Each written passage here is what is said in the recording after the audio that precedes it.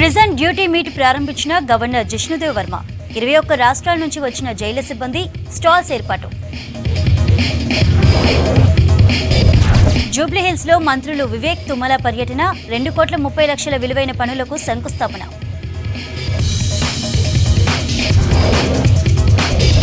KBR park దగ్గర multilevel car parking trial run. ఒకేసారి 72 కార్లను నిలుపవచ్చన్న నిర్వాహకులు. అమీర్పేటలో రోబో టెక్నాలజీతో డ్రైనేజీల పూడికతీత. 5 రోజుల్లో పనులు పూర్తి చేస్తామన్న అధికారులు. సిటీలోని మార్కెట్లకు భారీగా వచ్చిన ఉల్లిగడ్డలు. రవాణా ఖర్చులు కూడా రాలేదని రైతుల ఆవేదన.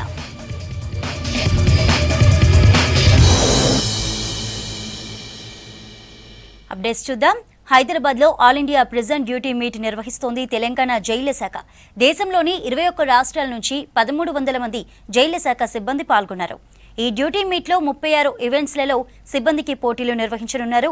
మరోవైపు ఖైదీలు తయారు చేసిన వస్తువుల ప్రదర్శన ఏర్పాటు చేశారు.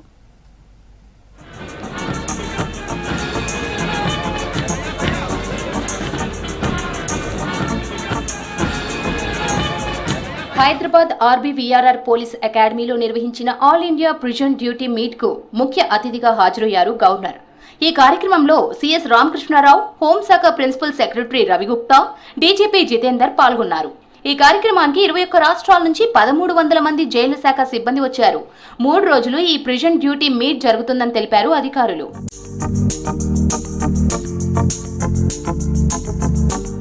ఖైదీల్లో మార్పులు తీసుకురావడంలో జైలర్లు కీలక పాత్ర పోషిస్తారని తెలిపారు గవర్నర్ జిష్ణుదేవ్ వర్మ. రాష్ట్ర జైళ్ల శాఖ ఆధ్వర్యంలో 7వ all India prison duty meet ను ప్రారంభించారు గవర్నర్.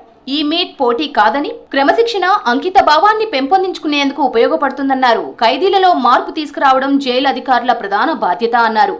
టెక్నాలజీ, వృత్తి శిక్షణ, సంక్షేమ కార్యక్రమాల ప్రదర్శనలు అద్భుతంగా ఉన్నాయని ప్రశంసించారు. Momentous occasion of the 7th All India Prison Duty Meet 2025 hosted by the state of Telangana at the RBVRR Telangana Police Academy. After a whole decade, this distinguished national event returns to Telangana. It is our privilege to welcome more than 1,200 prison personnel from 21 states and 3 union territories gathered here as one family of service. This meet is more than a competition. It is a festival of discipline, duty and dedication. As Mahatma Gandhi once said, the best way to find yourself is to lose yourself in the service of others. ఖైదీలు మనుషుల్ని గుర్తుంచుకోవాలని, వారితో గౌరవంగా, వృత్తిపరంగా వ్యవహరించాలని జైలర్లకు సూచించారు DGP Jitender. జైలులో మంచి పౌరులుగా మారి బయటకు వచ్చేందుకు కృషి చేయాలన్నారు. అందుకే దీనిని సవరణ శాఖ అని పిలుస్తారని తెలిపారు. అనుభవాలను పంచుకోవడానికి, కొత్త ఆలోచనలు తెలుసుకోవడానికి ఈ మీట్ సహాయపడుతుందన్నారు. క్రీడల్లో పాల్గొనే వారికి శుభాకాంక్షలు తెలిపారు డీజీజీ Jitender. Prison department, we all know that in last few years has taken up lot of reforms for the welfare of the prisoners. It is very important that each and everyone who comes to the prison handled in a professional manner. All of us need to keep in one thing in mind, that maybe they are in conflict with law, but each and every one of them is a human being. He has to be treated well, he has to be treated with all dignity, and we all must understand that there is always scope for improvement. September 9, 10, 11 తేదీలలో prison duty meet నిర్వహిస్తున్నామని తెలిపారు prisons DG Soumya Mishra. ఈ కార్యక్రమంలో 21 రాష్ట్రాలు, 3 కేంద్రపాలిత ప్రాంతాలకు చెందిన prison అధికారులు, 1,300 మంది ఔత్సాహికులు పాల్గొంటారని తెలిపారు. వీళ్లు 36 ఈవెంట్లలో పోటీ పడతారని తెలిపారు. ఇండియా టెక్నో ఎక్స్పో, నేషనల్ జైళ్లు ఉత్పత్తి చేసిన వస్తువులతో స్టాల్స్ నిర్వహిస్తామని తెలిపారు DG Soumya Mishra. You have traveled from 21 states and 3 union territories, carrying with you the pride of our respected departments and the hopes of your colleagues back home. This meet is not just about competition, it is about camaraderie, unity and mutual learning. In the next 3 days, you will not only test your strength, endurance and skill on the field, but you will also share your experiences and best practices of the field. 3 రోజులు జరిగే duty meet లో 33 stalls ఏర్పాటు చేసింది జైళ్ల శాఖ. అందులో CC కెమెరాలు, అత్యాధునిక పరికరాలు, 13 రాష్ట్రాల జైళ్లలోని ఖైదీలు తయారు చేసిన వస్తువులను ప్రదర్శనకు ఉంచారు.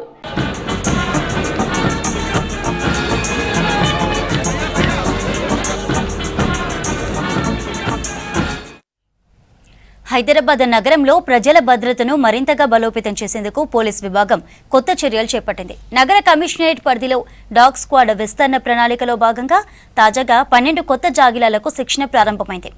ఇవి 2 నుంచి 8 నెలల వయసున్న జాగిలాలకు ట్రైనింగ్ ఇచ్చి ప్రజల భద్రత కోసం అందుబాటులోకి తీసుకువచ్చింది పోలీస్ శాఖ. హైదరాబాద్ సిపి సివి ఆనంద్ స్వయంగా జాగిలాలకు సంబంధించి శిక్షణ కార్యక్రమాన్ని ప్రారంభించగా ట్రైనింగ్ తర్వాత పోలీస్ శాఖకు అందుబాటులోకి రానున్నాయి.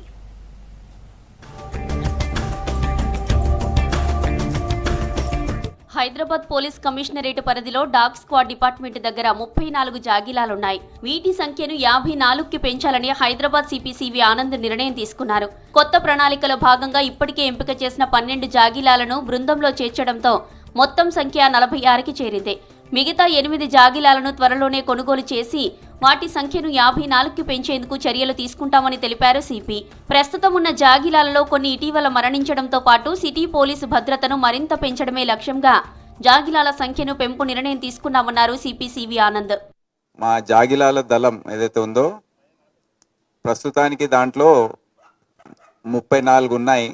డ్యూటీస్ భారం ఎక్కువ కావడంతో 34 నుండి 54కి పెంచాలని నిర్ణయం తీసుకున్నాము. కొద్దిగా ఆరోగ్యం, దాని ఫిట్నెస్ ఏదైతే అవసరమో పోలీస్ డ్యూటీస్ చేయడానికి అది కొద్దిగా దెబ్బతింటుందని తెలిసి ఈసారి ఒక కమిటీ ఫామ్ చేయడం జరిగింది. హైదరాబాద్ నగరానికి సరిపోయే అత్యుత్తమ జాగిలాలను ఎంపిక చేయడానికి ఒక ప్రత్యేక కమిటీని ఏర్పాటు చేశామన్నారు సిపి సివి ఆనంద్. కమిటీలో డీసీపీలు శ్వేత, రక్షితామూర్తి, దార కవిత, చంద్రమోహన్తో పాటు సిఎస్డబ్ల్యూ అధికారులు ఉన్నట్లు తెలిపారు. జాగిలాల కోసం వీరు దేశవ్యాప్తంగా ఉన్న ప్రఖ్యాత డాగ్ బ్రీడర్లను సంప్రదించి నాణ్యమైన వాటిని ఎంపిక చేస్తున్నారు. మొదటి దశలోనే 12 శునకాలను సేకరించగా వీటి వయస్సు ప్రస్తుతం 2 నెలల నుంచి 8 నెలల మధ్యలో ఉందన్నారు. మిగతా 8 జాగిలాలను త్వరలోనే శిక్షణలో చేర్చనున్నామన్నారు సిపి సివి ఆనంద్.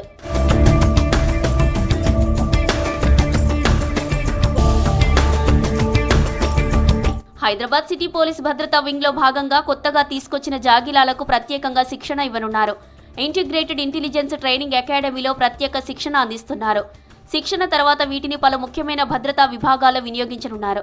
హైదరాబాద్ వ్యాప్తంగా రోడ్లు, రద్దీ ప్రదేశాలు, పెద్ద ఈవెంట్లు, రాజకీయ సమావేశాలు, అంతర్జాతీయ అతిథుల పర్యటనల్లో బాంబులు, మాదక ద్రవ్యాల గుర్తింపు, నేరస్తుల జాడలు కనుగొనడం, విపత్తు పరిస్థితుల్లో రక్షణ వంటి చర్యలలో డాగ్ స్క్వాడ్ కీలక పాత్ర పోషించబోతోంది. అలాగే వివిధ రకాలైన క్రైమ్ కేసులలో నిందితులను పట్టుకునేందుకు జాగిలాల పాత్ర కీలకంగా మారుతుంది. అందుకనుగుణంగా జాగిలాలకు వివిధ రకాలుగా శిక్షణ ఇవ్వనున్నారు. హైదరాబాద్ నగర ప్రజలు మరింత సురక్షితంగా జీవించేందుకు ఈ జాగిలాలు కాపలా కాయనున్నాయన్నారు.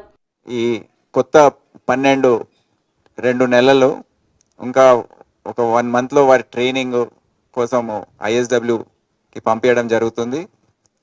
వేరే అన్ని కార్యక్రమాలు సంఖ్య ఎక్కువ కావడం, విస్తీర్ణం కూడా ఎక్కువ కావడం, దాంతో దీని సంఖ్య ఇప్పుడు 54కి పెంచితే కానీ పని భారం తట్టుకోలేవని చెప్పడం జరిగింది. సో అందుకే ముందు ఫస్ట్ ఫేజ్లో ఈ 12 పప్పీస్ని తీసుకోవడం జరిగింది.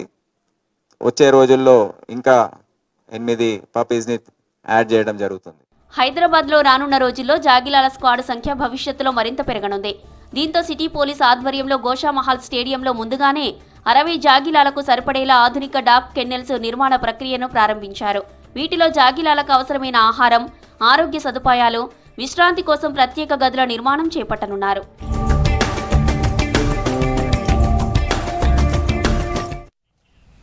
హైదరాబాద్ అమీర్పేట మెట్రో స్టేషన్ వద్ద డ్రైనేజీ పూడిక తొలగింపు పనులను పరిశీలించారు హైడ్రా కమిషనర్ రంగనాథ్. భారీ వర్షాలతో మెట్రో పరిసరాలు నీటి మునగడంతో సీఎం రేవంత్ రెడ్డి ఆదేశాలతో చర్యలు చేపట్టారు జీహెచ్ఎంసీ, హైడ్రా అధికారులు. అండర్ గ్రౌండ్ డ్రైనేజీ లైన్లు కొన్ని పూర్తిగా, కొన్ని పాక్షికంగా బ్లాక్ అయినట్టు గుర్తించారు. రోబో టెక్నాలజీతో ప్రధాన రహదారి కింద ఉన్న బాక్స్ డ్రైన్లలో పూడిక తొలగిస్తున్నారు సిబ్బంది. రోబో టెక్నాలజీతో సొరంగ మార్గాల్లో పూడికను తొలగించడం సులభమన్నారు. ఇదివరకు మెహదీపట్నం ఎన్ఎండిసి వద్ద రోబో టెక్నాలజీతో పూడిక తీశామన్నారు. 5 రోజుల్లో పూడికతీత పనులు పూర్తి చేస్తున్నామని హైడ్రా కమిషనర్ రంగనాథ్కు తెలిపారు అధికారులు.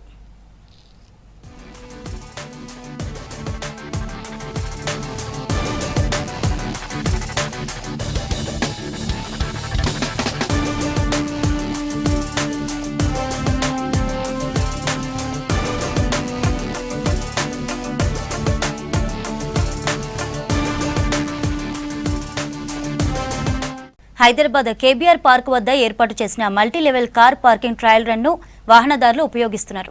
కొరియన్ టెక్నాలజీతో నిర్మించారు అధికారులు. దీనిలో 72 కార్లను పార్కింగ్ చేయవచ్చు. దీంతో కేబీఆర్ పార్క్ వద్ద పార్కింగ్ సమస్యను తగ్గిందంటున్నారు. ఫ్రీగానే కార్లను పార్కింగ్ చేయవచ్చని తెలిపారు అధికారులు. ఇది అంశానికి సంబంధించిన మరిన్ని డీటెయిల్స్ మౌనిక అందిస్తారు. హైదరాబాద్ రోడ్లపై వాహనదారులు అనేక సమస్యలతో ఇబ్బంది పడుతూ ఉంటారు. అందులో ప్రధానంగా ట్రాఫిక్ ఇష్యూ ఒకటైతే పార్కింగ్ సమస్య మరొకటి. ఈ పార్కింగ్ సమస్యకు చెక్ చేసేందుకైతే జిహెచ్ఎంసీ అధికారులు 2017 నుంచి కూడా ఇటు మల్టీ లెవెల్ కార్ పార్కింగ్ని తీసుకురావాలని కూడా ఆలోచనలో ఉన్నట్లు తెలుస్తుంది. అప్పుడే ఇటు నాంపల్లిలో ఒక మల్టీ లెవెల్ కార్ పార్కింగ్ని కూడా నిర్మించారు. అది కాస్త స్లో డౌన్ అయినప్పటికీ కూడా ఇటు మరో 30 ప్లేసెస్ని కూడా ఎంచుకోవడం జరిగింది. అందులో ఒక place KBR park main gate వద్ద ఉన్న స్థలంలో దాదాపు 72 కార్లు పట్టేలా కూడా ఒక మల్టీ లెవెల్ కార్ పార్కింగ్ని కూడా నిర్వహించారు. ఇది మొత్తం కంప్లీట్ కొరియన్ టెక్నాలజీ సెన్సార్ బేస్గా నడుస్తూ ఉంటుంది. ప్రస్తుతం అయితే 2 months నుంచి కూడా ఇది ట్రయల్ రన్ జరుగుతూ ఉంది. ట్రయల్ రన్ చాలా సక్సెస్ఫుల్గా జరుగుతుందని చెప్పాలి. ఎందుకంటే ఇప్పటికీ దాదాపు 2 నెలల నుంచి కూడా సక్సెస్ఫుల్గా రన్ అవుతుంది. ఎక్కడ కూడా ఇచ్చిన కంప్లైంట్ లేదనేసి కూడా ఇక్కడ ఉండే నిర్వాహకులు చెప్తున్న పరిస్థితి కనిపిస్తుంది. ముఖ్యంగా కేబీఆర్ పార్క్ అంటే చాలా పీక్ ఏరియా. ఎందుకంటే ఇటు చాలా యాక్టివిటీస్ జరిగే ఏరియా, పొలిటికల్ పార్టీకి సంబంధించి కావచ్చు, ఇటు పబ్లిక్ ఎంటర్టైన్మెంట్ జోన్గా కూడా ఏరియా అని చెప్తుంటారు. ఇక్కడ హోటల్స్ ఉన్నాయి, దాంతోపాటు మాల్స్ ఉన్నాయి, ఇట్లనే హాస్పిటల్స్ ఉంటాయి, పార్క్స్ ఉన్నాయి, అన్ని రకాల ప్లేసెస్ ఇక్కడ ఉండడంతో ఇది ఒక పీక్ ప్లేస్గా చెప్పాలి. ఈవినింగ్ అయితే చాలు ఈ కేబీఆర్ పార్క్ చుట్టూ కూడా వాకర్స్ సందడి కనిపిస్తూ ఉంటుంది. పార్కింగ్ సమస్య వాళ్ళకి ఎక్కువగానే ఉంటుంది. అలాంటి వారికి కూడా ఈ యొక్క మల్టీ లెవెల్ కార్ పార్కింగ్ కాస్త బెనిఫిట్గానే ఉండబోతుంది. ఇప్పటికే మనం చూస్తున్నాం కదా, కొన్ని కార్స్ అయితే ఈ స్లాట్ల వద్ద కూడా ఏర్పాటు చేసుకోవడం జరిగింది. దాదాపు ఈ యొక్క KBR park multi level car parking వద్ద 6 స్లాట్స్ ఉన్నాయి. ఈ ఒక్కొక్క 6 స్లాట్లో ఒక్కొక్క దాదాపు 12 ప్యాలెట్స్ కూడా ఉంటాయంటే 12 కార్లు అయితే ఇక్కడ పార్క్ చేసుకోవచ్చు. ఈజీగా కూడా ఉంది. ప్రస్తుతానికి అయితే ట్రయల్ రన్లో భాగమైనప్పటికీ కూడా కార్ ఓన్లీ ఇక్కడ పార్క్ చేయడం మాత్రము వాళ్ళ రెస్పాన్సిబిలిటీ. ఆ కార్ని పైకి తీసుకెళ్ళడం మాత్రం ఇక్కడ కొంతమంది డ్రైవర్స్ ఉన్నారు, దాంతోపాటు అసిస్టెంట్స్ కూడా ఉన్నారు. వాళ్ళు మాత్రమే కార్ పార్కింగ్ని పైకి తీసుకెళ్తూ ఉంటారు. పార్కింగ్ స్లాట్ నుంచి కూడా చాలా ఈజీ మాన్యువల్గానే ఉన్నట్టు కూడా తెలుస్తుంది. ఎందుకంటే ప్రతి స్టాక్ దగ్గర కూడా ఒక బోర్డు లాంటిది మనకు కనిపిస్తుంది, పార్క్ లేయర్ బోర్డ్ అనేసి. ఆ బోర్డు కూడా చాలా ఈజీగా ఆపరేట్ చేసుకోవచ్చు. కార్ పైకి వెళ్ళేటప్పుడు యాంటీ డైరెక్షన్ వెళ్తుంది, క్లాక్ డైరెక్షన్ వెళ్తుంది. రివర్స్ వచ్చేటప్పుడు మాత్రము యాంటీ డైరెక్షన్లో వస్తూ కూడా తెలుస్తుంది. ముఖ్యంగా ఒక కార్ పైనుంచి అంటే పైన ప్యాలెట్ నుంచి కిందికి రావడానికి దాదాపు 5 నుంచి 6 నిమిషాలు పట్టేలా కూడా కనిపిస్తూ ఉంది. పార్కింగ్ చాలా సేఫ్గా ఉంటుంది, కార్ చాలా సేఫ్గా ఉంటుందని కూడా ఇప్పటికే మార్నింగ్ ఈవినింగ్ వాకర్స్ కూడా పార్క్ చేసుకుంటున్నట్టు కూడా తెలుస్తూ ఉంది. ఒక్కొక్క ప్యాలెట్ దాదాపు 3 టన్నుల వెయిట్ని కూడా ఆపుతుంటే లాస్ట్ ప్యాలెట్ మొత్తం చివరి ప్యాలెట్ మాత్రం చాలా యూనిక్గా డిజైన్ చేస్తారు. ఎందుకంటే చాలా పెద్ద కార్లు, ఇటు స్పోర్ట్స్ సంబంధించిన కార్స్ కావచ్చు, అవన్నీ పట్టేలా కూడా చాలా బిగ్ సైజ్ ప్యాలెస్ కూడా నిర్మించడం జరిగింది. దాంతోపాటు ఇక్కడ పార్కింగ్ చేసి కాసేపు రిలాక్స్ అవ్వడానికి కూడా ఒక ఐస్ క్రీమ్ పార్లర్, దాంతోపాటు రెస్టారెంట్, దీనికి సంబంధించిన ఒక ఆఫీస్ కూడా ఏర్పాటు చేయబోతున్నారు. సో మొత్తానికి అయితే ప్రస్తుతం ట్రయల్ రన్స్ రన్ అవుతున్నప్పటికీ కూడా మంచి స్పందన అయితే కనిపిస్తున్నట్టు తెలుస్తుంది. ఇక్కడ సెక్యూరిటీ వైజ్ కావచ్చు, మెయింటెనెన్స్ వైజ్ కావచ్చు, ప్రస్తుతానికి అయితే మంచి గుర్తింపు దీనికి దక్కుతూ ఉంది. చాలామంది ఆసక్తిగా కూడా చూసి పార్కింగ్ చేసుకుంటున్నారు. ప్రస్తుతానికి అయితే ట్రయల్ రన్ ఫ్రీగానే నడుస్తుంది. దాని తర్వాత రేట్లు కావచ్చు, ఇనాగ్రేషన్ డేట్ కావచ్చు, అవన్నీ ఇంకా ఇప్పుడు ఫిక్స్ అవ్వలేదని కూడా ఇక్కడ ఉండే వాళ్ళు చెప్తున్న పరిస్థితి కనిపిస్తుంది. కెంపర్సన్ మహేష్తో మోనికా, 6 న్యూస్, హైదరాబాద్. మన పూర్వీకులు తిన్న తిండి నేటి తరానికి అందించాలన్నదే తమ లక్ష్యమన్నారు కొల్లూరు సత్తయ్య. కరోనా కష్టకాలం నుంచి బువ్వ బండి పేరుతో తెల్లాపూర్లో నిత్యం 100 మందికి మిల్లెట్స్ భోజనం పెడుతున్నామని చెప్పారు. 65వ పుట్టినరోజు సందర్భంగా కుటుంబ సభ్యులు స్థానికుల మధ్య వేడుకలు చేశారు సత్తయ్య. ఎన్ని ఇబ్బందులు ఎదురైనా పేదవారికి రోజు ఒక పూట నాణ్యమైన ఫుడ్ అందిస్తున్నామని తెలిపారు. తన తల్లిదండ్రుల పేరుతో ఏఎస్కే ఫౌండేషన్ స్థాపించి అనేక సేవా కార్యక్రమాలు చేస్తున్నామని తెలిపారు సత్తయ్య.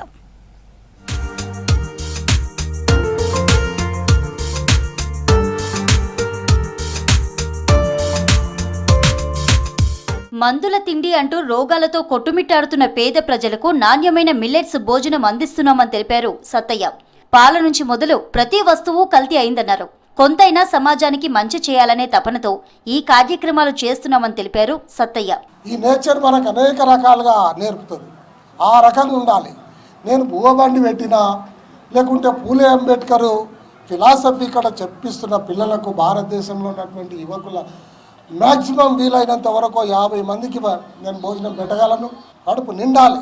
మనం క్వాలిటీ ఫుడ్ తినాలి, క్వాలిటీ బతకాలి. అది మన భావితరాలకు నేర్పాలి, మన పిల్లలకు నేర్పాలి. ఏఎస్కే ఫౌండేషన్ ద్వారా ఆకలి రహిత సమాజం కోసం బువ్వబండి, మహిళా సాధికారత కోసం డేటా సైన్స్ లో శిక్షణ ఇస్తున్నామని తెలిపారు. పోటీ పరీక్షలకు ప్రిపేర్ అయ్యే విద్యార్థులకు కోచింగ్, కులరహిత సమాజం నిర్మాణానికి Phule Ambedkar centre for philosophical and English training ఏర్పాటు చేశామన్నారు.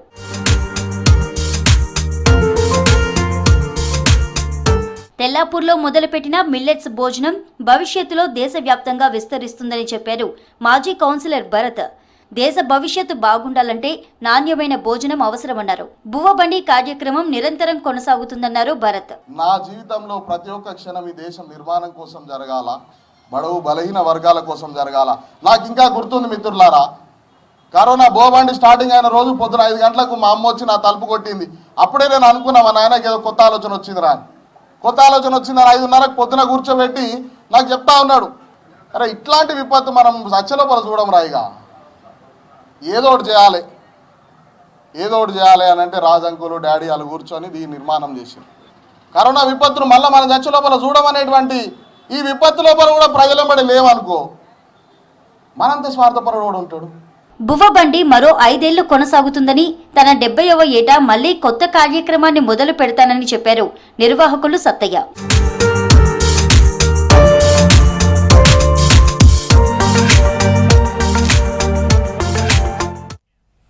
హైదరాబాద్ గచ్చిబౌలిలో 11 కోట్ల విలువైన 600 గజాల ప్రభుత్వ స్థలాన్ని కాపాడామని ప్రకటించారు హైడ్రా అధికారులు. Telangana secretariat mutual aided cooperative సొసైటీకి చెందిన 24 ఎకరాల లేఅవుట్లో పార్కుల కోసం కేటాయించిన స్థలాన్ని ఆక్రమించారని హైడ్రాకు ఫిర్యాదు చేశారు స్థానికులు. దీంతో క్షేత్రస్థాయిలో పరిశీలించిన హైడ్రా అధికారులు స్థలం కబ్జా చేశారని గుర్తించారు. దీంతో ఆక్రమణలను తొలగించి పార్కు స్థలానికి ఫెన్సింగ్తో పాటు హెచ్చరిక బోర్డులు ఏర్పాటు చేశారు అధికారులు. అక్రమంగా క్రయ విక్రయాలు జరిపిన వారిపై విచారణ ప్రారంభించారు హైడ్రా ఆఫీసర్స్.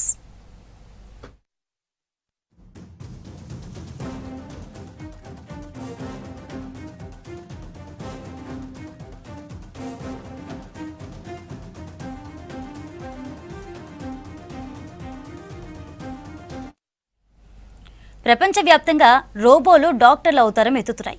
కొన్ని సర్జరీల్లో వైద్యులకు సాయం చేస్తున్న రోబోలు మరికొన్ని సర్జరీలను చేస్తున్నాయి. మన దేశంలో ప్రతి ఏటా 1.5 లక్షల వరకు రోబోల సాయంతో వైద్యులు సర్జరీస్ చేస్తున్నారు. హైదరాబాద్లోని నిమ్స్లో కూడా రోబోటిక్ సర్జరీల సంఖ్య పెరుగుతోంది.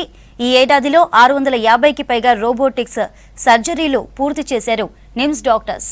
రోబోటిక్స్ సర్జరీలు చేస్తున్నామంటున్న నిమ్స్ డైరెక్టర్ బీరప్పతో శ్రీశైలం ఫేస్ టు ఫేస్.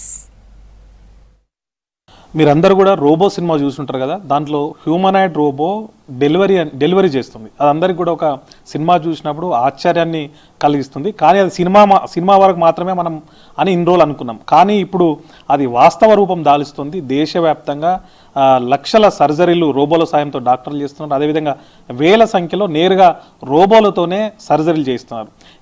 ఈ అంశంలో మన తెలంగాణకు సంబంధించినటువంటి నిమ్స్ హాస్పిటల్ కూడా ముందుంది. ఇక్కడ కూడా రోబోటిక్ సర్జరీలు జరుగుతున్నాయి. రోబోల సాయంతో చేసే సర్జరీలతో పాటు నేరుగా రోబోలతో కూడా ఇక్కడ సర్జరీలు చేస్తున్నారు. ప్రజెంట్ ఈ అంశానికి సంబంధించి నిమ్స్ డైరెక్టర్ బీరప్ప ఉన్నారు. ఆయన అడిగి ఈ రోబోటిక్స్ ఇప్పుడు ప్రజెంట్ ఎట్లా ఉంది, రాబోయే రోజుల్లో ఎట్లా మారబోతుంది, వాటి పాత్ర ఏ విధంగా ఉండబోతుంది ఆయన అడిగి తెలుసుకుందాం. ముందుగా సార్, ఇప్పుడు ఎక్కడ చూసినా కూడా రోబోటిక్స్ అనేటువంటి అంశం గురించి మాట్లాడుతున్నాం. మెయిన్గా ఈ హెల్త్ సంబంధించిన విషయాల్లోనైతే రోబోస్ నేరుగా సర్జరీలు చేసేటువంటి స్థాయి వచ్చింది. ప్రజెంట్ మన హాస్పిటల్లో ఎట్లాంటి సిచ్యువేషన్ ఉంది, మనం రోబోలను ఏ విధంగా వాడుకుంటున్నాం?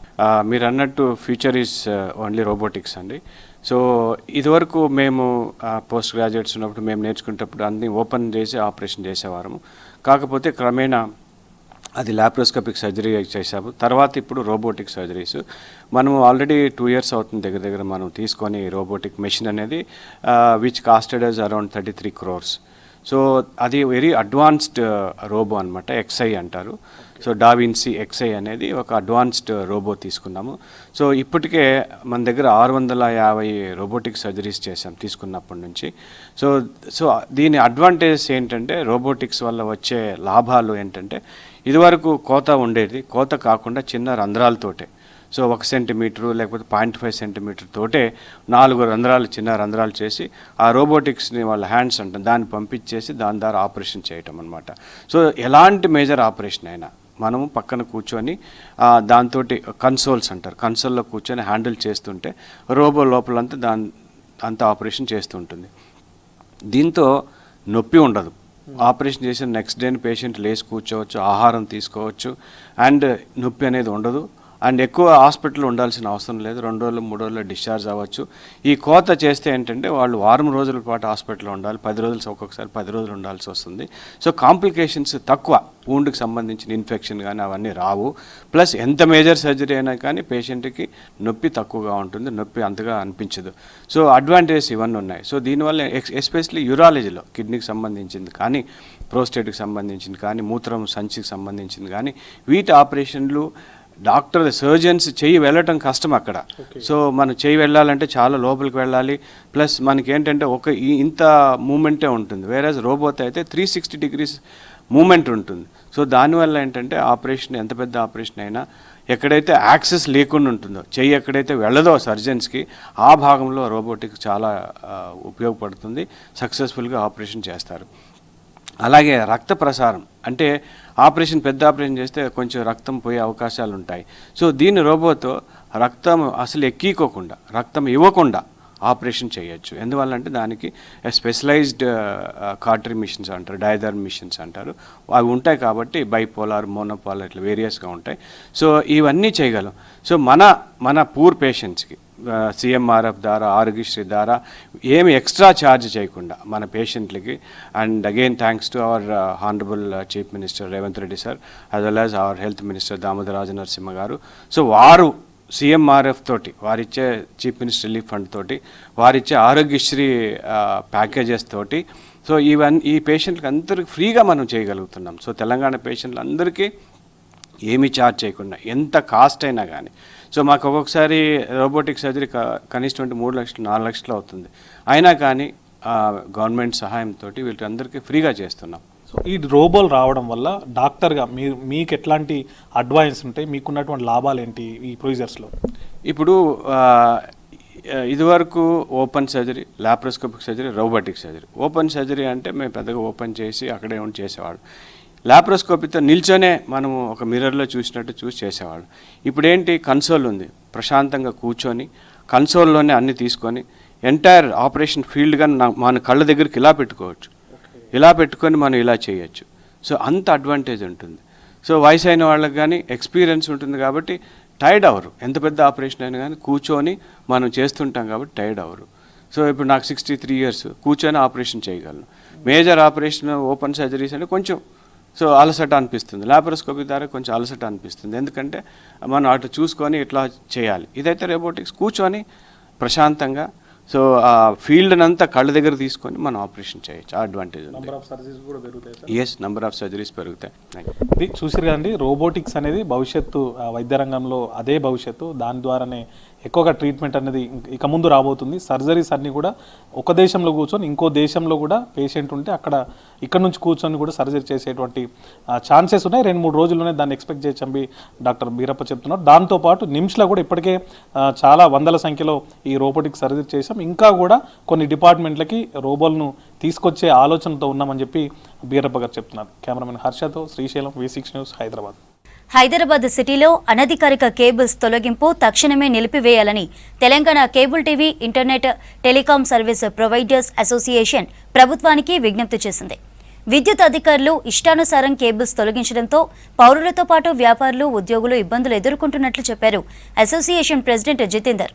ఇంటర్నెట్ సేవలు బ్రేక్తో వైద్య సేవలపై ఎఫెక్ట్ పడుతుందన్నారు అసోసియేషన్ ప్రెసిడెంట్ జితేందర్. రాష్ట్రంలో cable TV, internet, telecom services కొంత ఇబ్బందికరంగా మారుతుంది. గత 2 నెలల నుంచి ఈ కేబుల్స్ కటింగ్ వల్ల ప్రజలకు, వ్యాపారస్తులకు, సంస్థలకు, అన్ని రకాల పౌరులకు, వ్యాపారాలకు కాకుండా అన్ని రకాల సంబంధించినటువంటి పౌరులకు ఈ internet, cable TV, telecom services ఈ 3 వ్యవహారాలు బాగా డిస్టర్బెన్స్ అవుతున్నాయి. కాబట్టి TGSPDCL పవర్కు సంబంధించినటువంటి సంస్థ గడిచిన 30 సంవత్సరాల నుంచి వేసినటువంటి కేబుల్స్ కొంత కట్ చేయడం జరుగుతుంది. మరి దాదాపుగా ఈ కటింగ్ వల్ల దాదాపుగా 2 నెలల నుంచి ఈ 3 సర్వీసెస్లు అనేటివి చాలా జాగాలలో షట్ డౌన్ అయిపోయినాయి. వ్యాపారస్తులు, మరి అదేవిధంగా సంస్థలు, వర్క్ ఫర్ హోమ్ చేసుకునే వారికి అనేక రకాల ఇబ్బందులు అవుతున్నాయి. కాబట్టి దానికోసం ప్రజలకు అప్పీల్ చేయడానికి మేము ఇక్కడికి రావడం జరిగింది. మరి ఇది ఈ మధ్యకాలంలో కటింగ్స్ వల్ల ఒక 50% అయిపోయింది షట్ డౌన్. మరి ఇంకా ఈ TGDCPL వైర్లు కట్ చేయడం వల్ల మరి రాబోయే కాలంలో హైదరాబాద్ మరియు రాష్ట్రమంతా internet, cable TV and telecom services బందే అవకాశాలు ఉన్నాయి. దీనికి అందరికీ ప్రజలకు మేము కోరుతున్నాం ఏంటంటే ఇది మీరు కోఆపరేట్ చేయాలి. ఈరోజు TGDCPL ఈ సంస్థ అనేది మరి ఈ వైర్లు తీసేయడం జరుగుతుంది. కాబట్టి దానికి చర్చలు జరుపుతున్నాము, మాట్లాడుతున్నాము. దాంట్లో ఏంటంటే ఈ బ్యూటిఫికేషన్ కోసం మేము ఈ పని చేస్తున్నాం. కాబట్టి ఈ వైర్లు ఉండకూడదు అన్నట్టుగా వాళ్ళు మాట్లాడుతున్నారు సంస్థ వాళ్ళు. మరి దానివల్ల గడిచిన 30 సంవత్సరాల నుంచి సర్వీసెస్ ఇస్తున్నాం. కాబట్టి దీంట్లో ఒక ఫైబర్ రూపకంగానే ఈరోజు సర్వీసెస్ ప్రపంచవ్యాప్తంగా ఇంటర్నెట్ కానీ, కేబుల్ టీవీ కానీ, టెలికాం సర్వీసెస్ కానీ ఫైబర్లోనే ట్రాన్స్మిషన్ అవుతుంది అనే విషయం అందరికీ తెలిసిందే. మరి వైర్లే లేనప్పుడు మరి ఇవి సర్వీసెస్ కూడా ఇవ్వలేని పరిస్థితికి వచ్చింది. కాబట్టి ప్రజలంతా భారత్లోని అతిపెద్ద స్టార్టప్ ఎక్స్పో హైదరాబాద్లో నిర్వహించనున్నారు. ఈ నెల 13, 14 తేదీల్లో శంషాబాద్లోని SS కన్వెన్షన్లో ఈ ఎగ్జిబిషన్ ఏర్పాటు చేస్తున్నామని తెలిపారు ఆర్గనైజర్స్. గోనాట్ పేరుతో నిర్వహిస్తున్న ఈ ఎక్స్పోలో baking, photography, fashion design, interior design, event styling, advertising, food innovation వంటి 200కు పైగా MSME సంస్థలు తమ స్టాల్స్ని ఏర్పాటు చేస్తున్నాయని తెలిపారు. This is the largest event we have ever done in Hyderabad. This is a group of business owners coming under one roof. 4,000 plus active business owners of BNI Hyderabad have curated this entire event. We have 200 plus exhibitors, 20 plus industries, and a footfall of nothing less than 7,000 plus people. So this is one expo that you should attend. If you're thinking what to do, this is one place that you should be, irrespective of what background you are from. Come here to see how business owners are thriving together and built a platform and an ecosystem for themselves to see their growth. So we are very thankful to our title sponsors, co-sponsors who have come forward to make this event a lot more successful. So the startup ecosystem in India is thriving. It's doing really well. I think more and more business owners coming together to give them the push. Trust me, a lot of startups do not need money, but they actually need people who can handhold them, mentor them, and take their growth forward. So this is what we do in BNI. There's a space even for startups to come forward, and we have seasoned business owners who help them get adjusted with the entire industry and to learn what has been happening. And these startups actually help our seasoned business owners with all the new technology that is coming, with everything new that they have learned. They're able to teach our seasoned members that this is how we need to grow in the market. So it's a beautiful ecosystem where startups and seasoned business owners come together. Cantonment నియోజకవర్గంలో ప్రజా సమస్యలు తీర్చడానికి ప్రజావాణి ఏర్పాటు చేస్తామని తెలిపారు MLA Shri Ganesh. Cantonment board పరిధిలో ప్రతి నెల 10వ తేదీన కంటోన్మెంట్ వాణి కార్యక్రమాన్ని ఏర్పాటు చేస్తామన్నారు. వార్డుల వారీగా ప్రతి నెల నిర్వహించే కార్యక్రమంలో కంటోన్మెంట్ బోర్డు సీఈఓ, అధికారులు, రాష్ట్ర ప్రభుత్వ అధికారులను భాగస్వాములను చేస్తామన్నారు. ప్రజల సమస్యలను పరిష్కరించేందుకు ఈ ప్రజావాణి ఉపయోగపడుతుందన్నారు ఎమ్మెల్యే శ్రీ గణేష్. కంటోన్మెంట్ ప్రజల సమస్య పరిష్కారానికై ఆల్రెడీ మా క్యాంప్ ఆఫీస్లో ఎల్ఓసీలు కావచ్చు, సీఎం రిలీఫ్ ఫండ్ కావచ్చు, మిగతా ఏ సమస్యలకైనా ప్రజలు వస్తుర్రు, కలుస్తుర్రు, మ్యాక్సిమం పని అవుతుంది. అయినా కానీ ఇంకా కూడా మెరుగైన సేవలు అందించాలి, సమస్యలు ఎక్కువ శాతం పరిష్కరించాలనే ఉద్దేశంతో అందరినీ, ఆఫీసర్లందరినీ ఈ ప్రాంగణం తీసుకొచ్చి ఈ వార్డులో ఉన్న వారందరికీ, దగ్గరలో ఉన్న వాళ్ళందరూ వచ్చి వారికి ఏం సమస్య ఉన్నా చెప్పుకోవడానికి, వీరే కాకుండా వార్డు వన్లే కాకుండా కంటోన్మెంట్ వ్యాప్తంగా ఎవరికి ఏ సమస్య ఉన్నా అందరు ఆఫీసర్లు ఒక ప్రాంగణంకి వస్తే అందరు ఏమున్న డిస్కషన్ తోటి, కోఆర్డినేషన్ తోటి, ఏమైనా ఒక డిపార్ట్మెంటు ఇంకొక డిపార్ట్మెంటు లింక్ ఉన్నా కూడా, ఆ లింక్ ద్వారా ప్రాబ్లం ఉన్నా కూడా అవన్నీ క్లియర్ కావడానికి స్వయాన హైదరాబాద్ కలెక్టర్ హరిచందన గారు కూడా వస్తున్నారు ఈ ప్రోగ్రామ్కి. కంటోన్మెంట్ బోర్డు సీఈఓ గారు వస్తున్నారు. సీఈఓ గారితో పాటు మన కంటోన్మెంట్ బోర్డు అఫీషియల్స్లో వాటర్ డిపార్ట్మెంట్ వాళ్ళు, శానిటేషన్ అండ్ హెల్త్ డిపార్ట్మెంట్ వాళ్ళు, ఇంజనీరింగ్ సెక్షన్ వాళ్ళు, వీళ్ళందరూ మన బోర్డు ఆఫీసిటీ డిపార్ట్మెంట్ వాళ్ళు, రెవెన్యూ వాళ్ళు, సివిల్ సప్లై వాళ్ళు, ఫారెస్ట్ డిపార్ట్మెంట్ వాళ్ళు, లా అండ్ ఆర్డరు, ట్రాఫిక్ వాళ్ళని కూడా పిలవడం అయింది. అందరూ కూడా ఆఫీసర్లు ఒకే చోట వచ్చి ఎవరు ఏ సమస్య ఉన్నా విని ఎంతవరకు అయితే అంతవరకు, ఒకవేళ ఇమీడియట్గా సాల్వ్ అవుతుంటే ఇక్కడనే సాల్వ్ అవుతుంది. ఈరోజు అధికారులంతా ఒకటే చోట వచ్చినందుకు ఇప్పుడు మాకు కూడా అందరూ ఇప్పుడు ఏ వార్డుకి ఆ వార్డు వాళ్ళకి, ఏ బస్తీకి వాళ్ళకి ఈ సమస్యలు కూడా వాళ్ళకి అప్పచెప్తున్నాం కాబట్టి వారు అవన్నీ ఎవరైతే సమస్యలు వచ్చినాయో వాళ్ళని నోట్ డౌన్ చేసుకొని అది ఇమీడియట్గా వారు ఎవరైతే కన్సర్న్ ఆఫీసర్లతో ఫాలోఅప్ చేసి ఈ సమస్యలన్నీ హైదరాబాద్లో రోజురోజుకి ఇన్వెస్ట్మెంట్ ఫ్రాడ్స్ పెరిగిపోతున్నాయి. కాఫీ షాపులు, రెస్టారెంట్స్, స్టార్ హోటల్స్ కేంద్రంగా చేసుకుని మోసాలకు పాల్పడుతున్నారు కేటుగాళ్లు. ఇన్స్టాగ్రామ్, టెలిగ్రామ్, మెటా వంటి సోషల్ మీడియా ద్వారా పెట్టుబడులపై ప్రమోషన్లు చేస్తున్నారు. క్యూర్నెట్, ఎంఎల్ఎం సంస్థల పేరుతో స్కామ్లు చేస్తున్నారంటున్న ఎథికల్ అండ్ టెక్నికల్ ఎక్స్పర్ట్ విజయ్తో రాంప్రసాద్ ఫేస్ టు ఫేస్. సమాజంలో ప్రతిరోజు ఎన్నో రకాల స్కామ్లు అనేవి జరుగుతూ ఉన్నాయి. ముఖ్యంగా హైదరాబాద్లో మనం స్కామ్స్ విషయానికి వస్తే, హైదరాబాద్లో ఉన్నటువంటి ప్రధాన కాఫీ షాపులు కానీ, రెస్టారెంట్లు కానీ, అదేవిధంగా సర్వీస్ అపార్ట్మెంట్ను బేస్ చేసుకుని అయితే చాలా రకాలైనటువంటి క్రైమ్స్కు, స్కామ్స్కి అయితే ఇటు స్కామర్లు ఒడిగడుతున్నటువంటి పరిస్థితి. ముఖ్యంగా ఈ స్కామ్లలో ఎవరు నష్టపోతున్నారు, స్కామ్లలో అసలు జరిగేది ఏంటిది అనే అన్ని విషయాలు కూడా మనతో మాట్లాడడానికి ethical hacker and cyber expert Vijay ఉన్నారు. మరిన్ని వివరాలు తెలుస్తున్నాం. సార్ చెప్పండి, అసలు హైదరాబాద్లో ఈ రెస్టారెంట్లో కానీ, కాఫీ షాప్లో కానీ ఎలాంటి రకమైనటువంటి స్కామ్ దందా కొనసాగుతుంది? సో ఇప్పుడు మెయిన్గా మనం చూసినట్లయితే ఇది multi level marketing scams, QNet scams అంటారు. ఇది గత 40 సంవత్సరాల నుంచి కూడా ఇప్పుడు మన సొసైటీలో ఈ స్కాములు జరుగుతూ ఉన్నాయి. కాకపోతే వాటి పేర్లు అయితే మార్చారు కానీ వాటి మోడస్ ఆపరెండి మార్చలేదు. అదే మోడస్ ఆపరెండితో రన్ చేస్తూ ఉన్నారు. ఇప్పుడు మెయిన్ టార్గెట్గా ఉన్నది ఎవరు అని అంటే స్టూడెంట్స్, ఎంప్లాయీస్, ఇప్పుడు కొత్తగా బీటెక్ కంప్లీట్ అయిన స్టూడెంట్స్కి బ్రెయిన్ వాష్ చేయడం. ఈ యొక్క ఎలైట్ కాఫీ షాప్స్ కానివ్వండి, పెద్ద పెద్ద 5 స్టార్ హోటల్స్ కానివ్వండి, వీటిల్ని వాళ్ళ బేస్గా తీసుకొని వీళ్ళకంటూ ఒక ఆఫీస్ అంటూ ఏముండదు. ఇలాంటి కాఫీ షాపుల్ని వీళ్ళు టార్గెట్గా చేసి ఇక్కడికి ఆ ప్రజల్ని పిలిచి, ఆ స్టూడెంట్స్ని కానీ ఎంప్లాయీస్ని కానీ పిలిచి వాళ్ళకి బ్రెయిన్ వాష్ చేయడం. 5 సంవత్సరాల్లో మీరు రిటైర్ అయిపోవచ్చు, 55 సంవత్సరాలు కష్టపడటం కంటే అంటూ చెప్తూ ఫేక్ బ్యాంక్ డాక్యుమెంట్స్ చూపిస్తూ, ఫేక్ అకౌంట్ స్టేట్మెంట్స్ 100 కోట్లు 50 కోట్లు సంపాదించవచ్చు మీరు అంటూ చెబుతూ, దుబాయ్ లాంటి కొన్ని కంట్రీస్ వెళ్ళి అక్కడ రెంటెడ్ కార్స్, ల్యాంబోర్గినీ కానివ్వండి, పోర్షే కానివ్వండి, ఇలాంటి కార్లలో వాళ్ళు తిరుగుతూ పెట్టిన వీడియోలు, ఫోటోలు చూపిస్తూ అలా ఒక లావిష్ కల్చర్ని చూపించి మీరు కూడా ఎంత సంపాదించవచ్చు అంటూ ఈ స్కామ్లో వీళ్ళందరినీ ఇన్వాల్వ్ చేయడం జరుగుతుంది.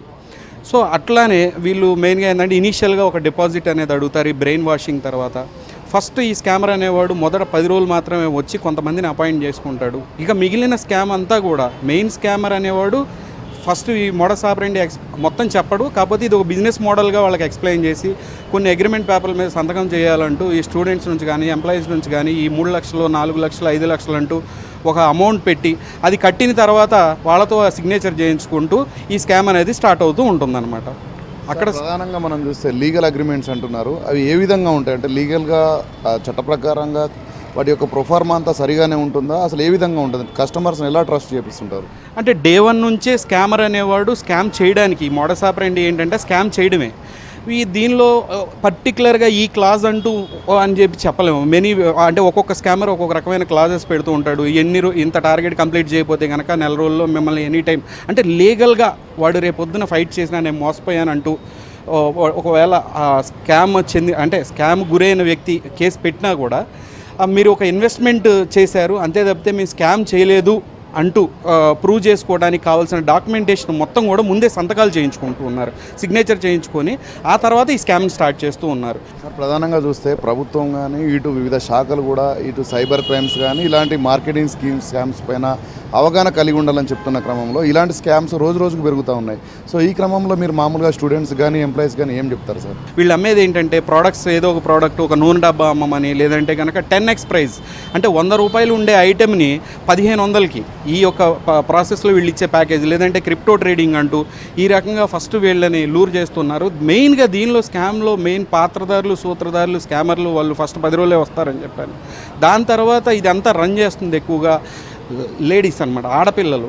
వీళ్ళకు ఫస్ట్ ఏం చెప్తున్నారంటే మీరు వీళ్ళకి ఒక గ్రేడింగ్ పెడుతున్నారన్నమాట. వీళ్ళకంటూ ఒక పోర్టల్ ఇచ్చి దానిలో ఒక యూజర్ ఐడి ఇచ్చి వీళ్ళకి మీరు ఇంతమందిని జాయిన్ చేస్తే మీరు ఇంత అమౌంట్ మీరు గెయిన్ చేసుకుంటారు, ప్రాఫిట్ వస్తుంది అని చెప్పి చెప్తున్నప్పుడు వీళ్ళు ఆ యొక్క టార్గెట్ని ఫుల్ఫిల్ చేయడానికి కొత్తగా వచ్చిన ఎవరైతే స్టూడెంట్స్ని కానీ ఎంప్లాయీస్ని కానీ వాళ్ళతో కొంచెం క్లోజ్గా మాట్లాడటం, లూర్ చేయటం, తర్వాత చాట్ చేయటం, అనుకోకుండా ఆ టార్గెట్ చేసి కంప్లీట్ చేసే ప్రాసెస్లో ఏమవుతుందంటే అవతల వాళ్ళని బెదిరియటం కూడా జరుగుతుంది, బ్లాక్మెయిల్ చేయడం జరుగుతుంది. ఏదైనా కొంచెం ఇల్లిసిట్గా మన చాట్ చేయటం కానీ వాళ్ళతో ఆ చాట్ని చూపించి బెదిరియటం కానీ, రేపొద్దున వాడు కేసు నన్ను ఫ్రాడ్కి గురయ్యానని చెప్పి కేసు పెట్టడానికి వెళ్ళినప్పుడు ఇదే అమ్మాయిలు ఏంటంటే నువ్వు నన్ను ఇలా చేసావు, ఆ రోజున ఇలా అన్నావు, నాతో నన్ను ఇలా టచ్ చేసావు అని చెప్పి వాళ్ళ భయం కొద్ది కూడా చాలామంది ముందుకు రావట్లేదు. సో ఇక్కడ మోడస్ ఆపరెండి ఒకటైనా ఇక్కడ క్రిమినల్స్ ఎవరు, మెయిన్ క్రిమినల్స్ ఎవరు అని అంటే దీనిలో ఫస్ట్ పార్టిసిపేట్ చేస్తున్న స్టూడెంట్సే, ఎంప్లాయీసే క్రిమినల్స్గా మిగులుతున్నారు. లాస్ట్కి వీళ్ళే మోసం చేస్తున్నారు. చివరకు వచ్చేసరికి లవ్డ్ వన్స్, చుట్టాలని కానీ ఫ్రెండ్స్ని కానీ కోల్పోతున్నారు, వాళ్ళని జాయిన్ చేసి చివరాఖరికి ఈ మెయిన్ స్కామర్ అనేవాడు డబ్బు మొత్తం తీసుకొని ఒకటేసారి బోర్డు తిప్పేయటం అంటూ జరుగుతుంది. సో ప్రధానంగా మనం చూస్తే సార్ మీరు ఎన్నో రకాలైన స్కాములు చూస్తుంటారు. సో ఇలాంటి పిరమిడ్ స్కామ్స్ కానీ ఇట్లాంటి ఫ్రాడ్ ఇన్వెస్ట్మెంట్ స్కామ్స్ కానీ వీటిని అన్నీ అరికట్టాలంటే ఎలాంటి నిర్ణయం తీసుకుంటే బాగుంటుంది అంటారు? ఎలాంటి నిర్ణయం అంటే ఒకటేనండి, ఇది ఇంత జరుగుతుంది. ఇప్పటి వరకు మనం బ్యాక్గ్రౌండ్లో మాట్లాడుకున్నాం. మళ్ళీ ప్రజల పాయింట్ ఆఫ్ వ్యూ వచ్చేసరికి ప్రతి ఒక్కడికి ఇది స్కామ్ అని చెప్పి తెలుసు. చాలామందికి స్కామ్ అని తెలిసినా కూడా ప్రతి ఒక్కడు ఏమనుకుంటాడంటే ఈ యొక్క స్కామ్లో, ఈ యొక్క పిరమిడ్ స్కామ్లో, లేదంటే ఈ యొక్క క్యూనెట్ స్కామ్లో ఫస్ట్ నేనే వచ్చింది. సో మనకి ఎంతో కొంత వచ్చేస్తే ఎంతో కొంత డబ్బు వచ్చింది, మనం అది తీసుకొని పక్కకి వెళ్ళిపోదాం, మనం ప్రాఫిట్లో ఉంటాం కదా అని చెప్పి డబ్బు మీద ఉన్న వ్యామోహంతో వీళ్ళు ఇట్లా దూరుతూ ఉన్నారు. సో ప్రజలు జాగ్రత్తగా ఉండాలి అని మాత్రం మనం చెప్పట్లేదు, కానీ అది స్కామ్ అని చెప్పి తెలిసినప్పుడు వెళ్ళకండి. ఏదో ఒక రోజున మీరే అరెస్ట్ అవుతారే తప్పితే, మీరే ఆ డబ్బులకి లైబుల్ అవుతారే తప్పితే స్కామర్ లైబుల్ అవ్వడు. ఎందుకనంటే వాడు వేరే మార్గాల్లో డబ్బు తీసుకొని వెళ్ళిపోతాడు కాబట్టి చివరికి మీరే ఆ డబ్బు కట్టాల్సి వస్తుందని చెప్తున్నాను. ఖచ్చితంగా ఏదైతే అతిగా ఆశపడి ఇప్పుడు డబ్బులు సంపాదించవచ్చు అనేటువంటి ఒక కోణంలో అయితే ఇలాంటి తప్పులకు పాల్పడితే మొదటగా నష్టపోయేది ఎవరైతే ఈ యొక్క బిజినెస్లో అగ్రిమెంట్లో కుదుర్చుకుంటారో వారే ఫస్ట్ మోసపోతారు. ఈ క్రమంలోనే మరికొంతమందిని కూడా మోసం చేసి క్రిమినల్గా మారుతున్నటువంటి పరిస్థితులు అయితే ఇటు హైదరాబాద్లోని పలు రెస్టారెంట్లు అదేవిధంగా కాఫీ షాప్ల వద్ద కొనసాగుతుంది. దీన్ని ఎట్లాగైనా కూడా ఇప్పటికే ప్రజలు మరింత అవగాహన పెంపొందించుకున్నట్లయితే ఇలాంటి స్కామ్ల బారిన పడకుండా ఉండేటువంటి అవకాశం ఉంటుందని అయితే మనతో ethical hacker and technical expert Vijay చెప్తున్నారు. కెమెరామ్యాన్ హర్షతో రాంప్రసాద్, V6 న్యూస్, హైదరాబాద్.